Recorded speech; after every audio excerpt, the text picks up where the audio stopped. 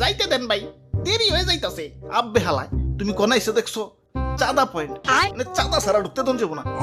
ওরে বাপুরে, ইয়া চাঁদা দেও আর আগে বাড়াও। চাঁদা তুলেন কেন ভাই? এটা তো ঠিক না ভাই। এত কথা না কয়ে চাঁদা দিয়ে বিদায় হও, পিছে সিরিয়াল লাগছে দেখো না।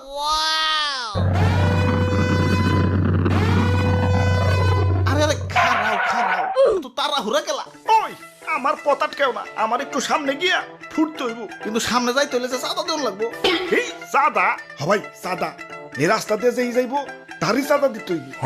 দেন আপনার চাঁদা দাদা 150 টাকা। 150 টাকা? এই আমার কাছে কোনো টাকা নাই। টাকা না থাকলে তো যাইতে দেন যাবো না। ওই ইমার্জেন্সি ভাই, আমার একটু সামনে যাই ফুটন লাগবো, যাইতে দাও ভাই।